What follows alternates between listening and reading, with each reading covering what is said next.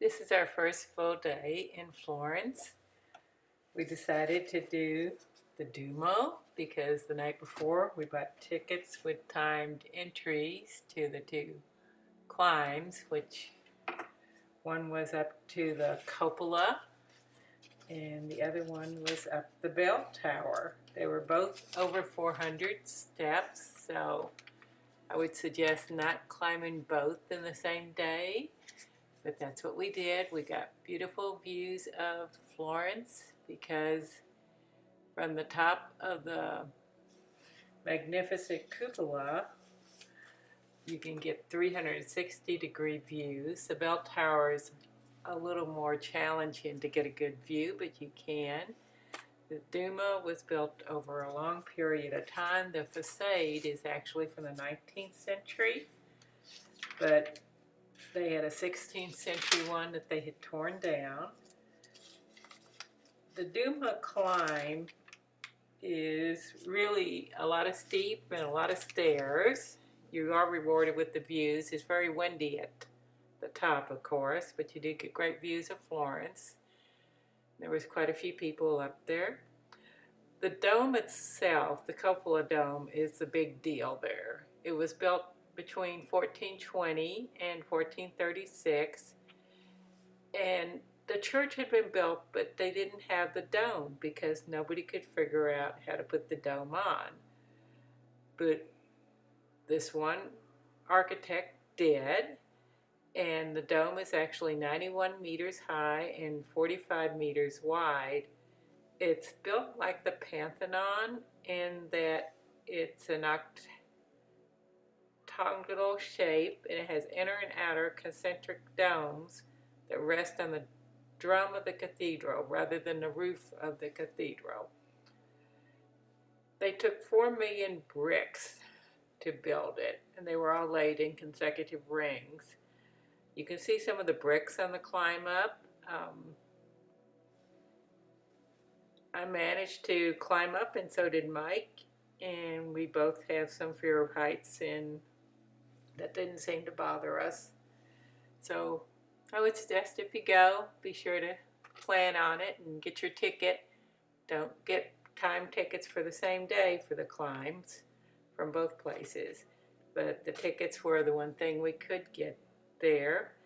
And the church, there I am, that's the inner and outer dome, and that shows the design of the dome. This is from the museum. The museum is very worthwhile seeing. It's also part of the 15-year-old ticket deal. I took some pictures of the artwork on the dome. It's not Michelangelo. It's kind of interesting view of what happens at the Last Judgment and the view of the artist. And I guess maybe the church at the time, not too pleasant.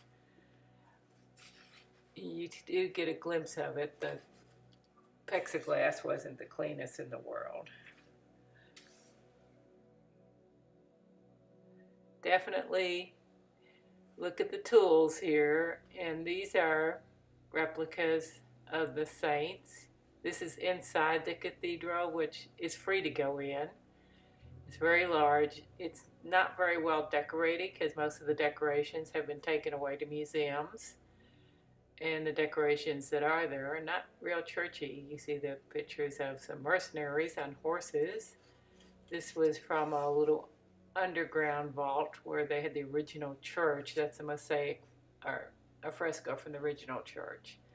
This is the baptistry. People could not enter the church until they were baptized. That's quite a elaborate artwork on the inside of the baptistry as well. It's well worth going in to see. There will be admission charge for it too, but you get that all in one ticket. And you can't really see where the original baptistry basin was, but it's quite interesting to go in and sit down and meditate a few minutes. The most famous thing about the baptistry are the golden doors that you can see a copy of hanging outside the baptistry, but you have to go into the museum to see the original golden doors. there. Again, another look at the outside, which was redone in the 19th century. It's a very crowded square. There'll be people trying to sell you stuff there, of course, too. That's the bell tower right beside it. I tried to put in some subtitles with when everything was built. It was built over a great long period of time.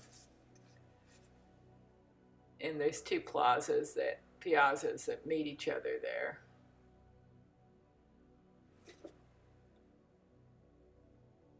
The next thing you'll see, even though we went to the museum first, I put it in toward the end of this video. So enjoy.